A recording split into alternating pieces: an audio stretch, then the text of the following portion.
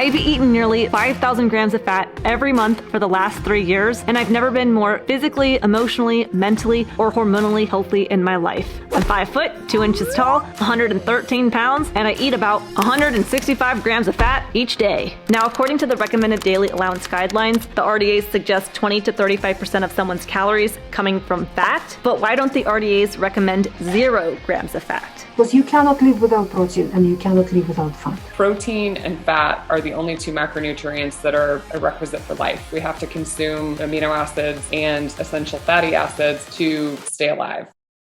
All right, pretty simple. We need fat to survive and live. Humans would die without eating fat. But what kind of fat we talking about? Because there's animal fat like butter, tallow, lard. There's fruit fats like coconut, olive, and avocado oil. And then there's vegetable and seed oils like canola oil, soybean oil, corn, cottonseed, grapeseed, peanut oil, palm oil, sunflower, safflower, and more.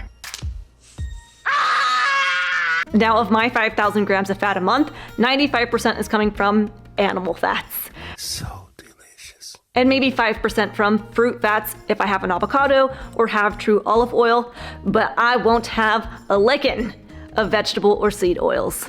Little nasties. Vegetable oils, all of them, they are poisonous. There is no other word for it. They are poisonous for human body. You replace animal fat with vegetable fat, people get sicker quicker. Most Americans are consuming very low quality fats, a lot of omega-6 oils and processed foods, because if you turn over anything with a box or a bag, you're gonna have soybean oil, canola oil. We absolutely need to be eating good oils, not bad oils. That, of all the nutritional changes that we make, that has to be the most important one, because bad oils like canola oil, vegetable oil, they live in your system for over 200 days. They're not just associated with, they actually cause dementia, they cause infertility, they cause malformations in babies, they cause arthritis, they cause autoimmune illness, they cause mental illness, they cause allergies, asthma, eczema, heart problems, they cause all of this. We're consuming a lot of those, and we're not consuming a lot of omega-3 fatty acids in the diet. When I check omega-3 to 6 ratios in my clinic this year in 2022, I have not found one patient that has been normal, not one.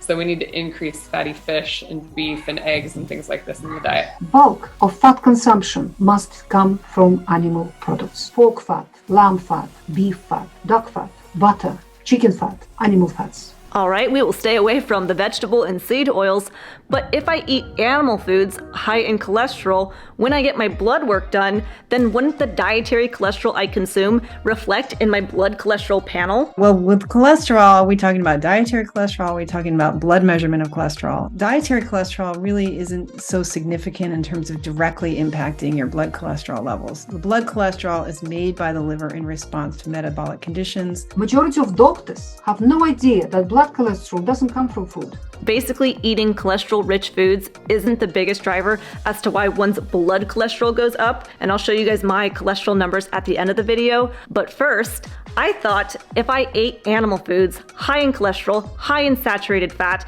then my LDL, the bad cholesterol, would go up, and therefore I'd be at more of a risk for heart disease and a heart attack. The really controlled research has never shown causation between eating a high cholesterol diet or a high fat diet and heart disease. In fact, the American Heart Association has stopped recommending a maximum intake of cholesterol in the diet. They don't even talk about that anymore. They've also pulled back and stopped saying that eating saturated fat will increase your risk of heart disease. The American Heart Association pulled that from their guidelines. But since they didn't have a press release on CNN and Fox News, the average person out there still thinks that eating diets rich in cholesterol and fat will increase your risk of heart disease. But the research has never shown that, never supported that. That hypothesis failed. In 1952, a very dishonest person without integrity proposed an idea in scientific community that fat and cholesterol cause heart disease. A mountain of dishonest research on this subject. Research that's been funded by petroleum-based pharmaceutical industry and petroleum-based medicine. It's very misleading and it's lie upon lie sitting on top of a lie.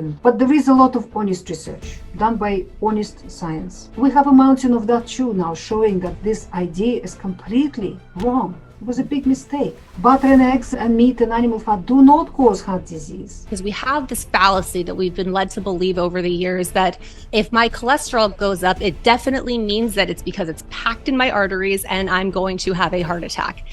And that's not true. It just keeps getting better. Oh, your total cholesterol is high, you're at increased risk of heart attack. Well, actually, when you look at the control research, it turns out that's not true at all. In all of our bodies of literature going back decades, there isn't even a correlation between high LDL cholesterol and heart disease. And the more the scientists are shouting that this is wrong. It's really hard to admit that you're wrong. Because if I say like, oh my gosh, I'm wrong, this means that the nutrition principles we've been prescribing for some dietitians who've been doing this a very long time, maybe for decades, are wrong. I'm wrong. There was a study with 140,000 people in America who had heart attacks. Half of them had low cholesterol. Half of them had high cholesterol. There wasn't even a correlation. There wasn't even a slight increase in the high cholesterol group. The people in that same study that then were followed up 2 years later who maintained a low cholesterol were twice as likely to die from secondary heart attack.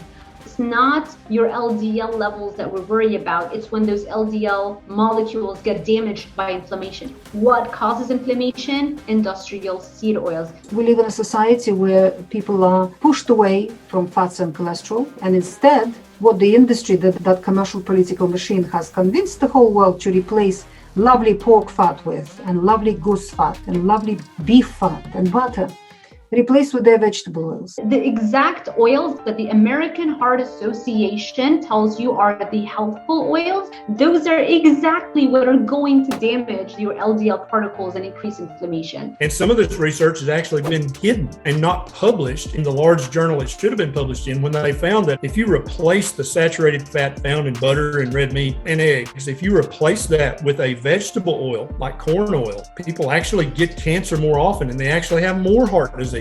And in fact, they found an inverse correlation with stroke, meaning that the more LDL cholesterol you had, the less strokes you had. The less LDL cholesterol you had, the more strokes you had. So this actually confers protection. 75% of people who have heart attacks have what is considered as normal LDL cholesterol. They're not even candidates to be put on a statin to lower their LDL, but yet they're still having the heart attacks. It has nothing to do with that. What the flamin' yawn is going on right now? Why on earth are vegetable oils so prevalent in our food system? Why is the general recommendation to avoid animal fats, to continue prescribing statins, and to keep people sick? Pharmaceutical industry is making billions on it. Food industry is making billions. Industrial agricultural complex is making billions. Western governments are making billions. And Western medicine, petroleum-based medicine, makes billions on this idea to maintain the status quo. What? Money's involved? I don't think so, okay? That's almost as ridiculous as saying the 2020 had something to do with, and nah, I don't believe it. Next thing, these scholarly, educated, well-researched doctors are going to be saying something crazy like LDL cholesterol can be a good thing. Fat and cholesterol do not cause heart disease. In fact, they protect from it.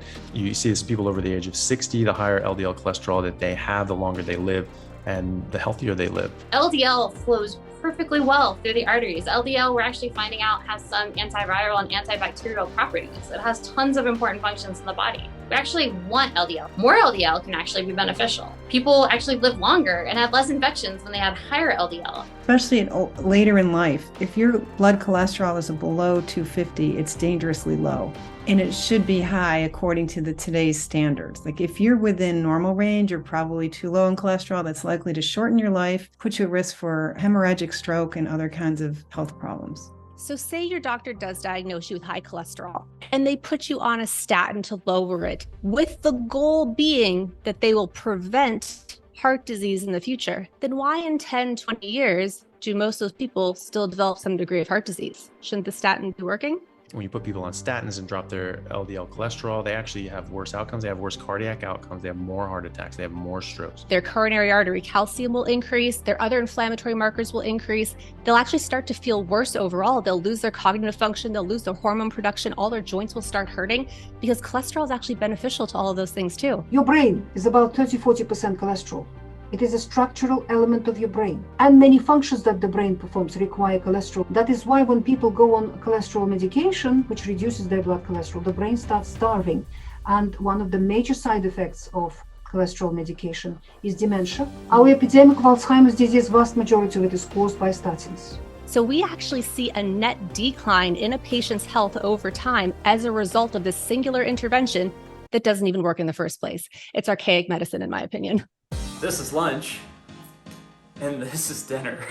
Hey! Cholesterol is one of the most important molecules that your body needs every second of your existence. You cannot live without it. All your sex hormones are manufactured from cholesterol. Cholesterol is what all of your major hormones are made of, your sex hormones. LDL has a normal physiological function. We need that to create our hormones. Your estrogens, testosterone, progestogens, cortisol, mineralocorticoids, glucocorticoids, and so forth. These things are vitally important. Create your vitamin D hormone, DHEA, estrogen, progesterone, all of those sex hormones that you are absolutely in need for if you really want to optimize for your mental and physical health. If you are on statins or on a low cholesterol diet, then you're not producing sex hormones, you will have infertility. You will not be able to conceive. You will not be able to have children, and you will not even have any libido. You can do serious harm to yourself when you don't get enough cholesterol, and we are causing serious harm. Your stress hormones are made out of cholesterol. So you can cope with stress,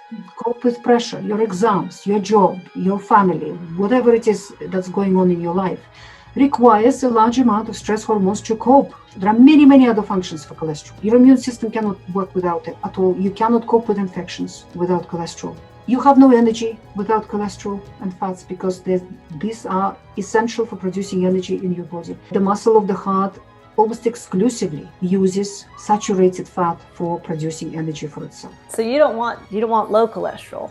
No, I don't think so. I had 112 cholesterol when I was a vegan. I thought that was a good thing.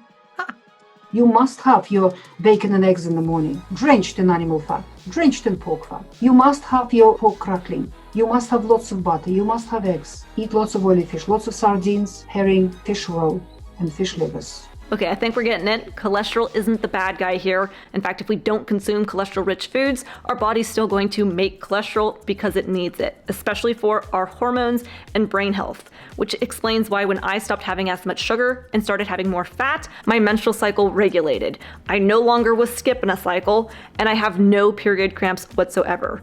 I also have clearer skin, less acne, I have less peaks in energy, followed by the sugar crash. I have more stable, consistent energy. I no longer have as much brain fog, fatigue, irritability, mood swings. Weight loss is also a hormonal process. And so if someone's hormones are imbalanced, it's going to be much harder to lose weight. My hormones were imbalanced from years of eating processed junk food, refined sugar, lots of highly inflammatory vegetable and seed oils. And so once I removed those from my diet, started having more healthy fats, then contrary to what people would think, I actually lost fat eating fat and having less sugar. And after eating nearly 5,000 grams of fat every month for the last 3 years, here's what my cholesterol panel looked like. Your total cholesterol 215. I love it slightly above 200. There is some evidence that this does correlate better with longevity, overall cognitive function, hormone function, all the really good stuff that we love it to do.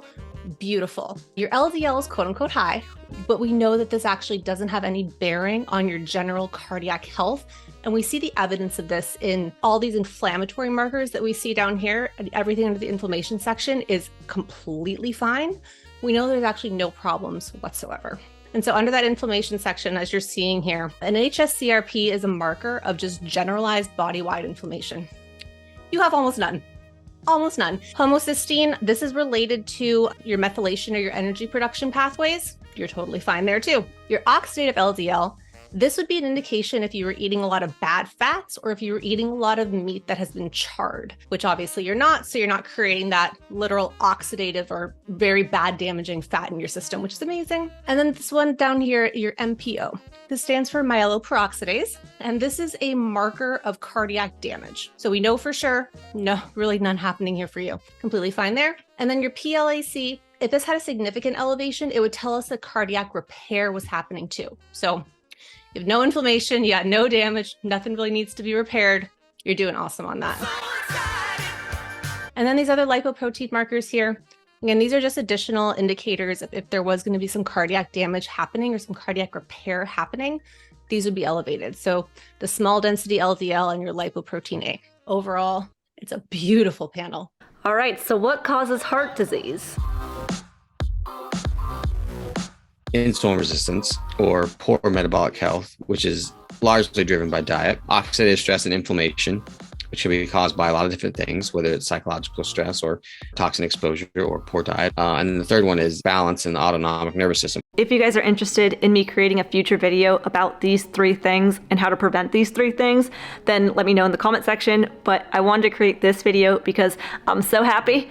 I have some family members coming around asking me more questions about weight loss and how to create healthier dietary choices and meal plans. Now, I very lightly recommended a small little 80 grams of fat, and they were like, whoa, you know, I'm from the low fat era. How do I know that this 80 grams of animal fat ain't gonna, you know? I understand people like to hear things from a doctor. Hey, I got multiple doctors for you. From the 3 years I've been doing these interviews and speaking with people, it's been a very consistent theme over the years. Even my husband in his doctorate nutrition program at school, they did not emphasize cholesterol or talk about cholesterol being the utmost of importance. My father-in-law, he's been a doctor now for the last 51 years. I was just talking to him last week. He was like, yeah, cholesterol is not the problem. So the whole animal fats, saturated fats, cholesterol equals heart disease isn't even really taught in doctorate programs today to the future doctors. I mean, I'm sure there's some out there who are teaching that, but from the doctors who I've spoken with, the ones who are currently in school, recently out of school, they're not even taught this whole cholesterol propaganda misinformation. I encourage you guys to save this video, send it to friends and family when the questions come up or when people start thinking, hey, you know, heart disease, cholesterol, saturated fat animals. And in the video description, there's a link to my coaching services. So if you want to talk one-on-one, ask more questions, I can help create meal plans, and I would love to help you on your health journey. Again, link to my coaching services in the description. Don't be silly, subscribe to Lillie, and I'll see you guys in the next video.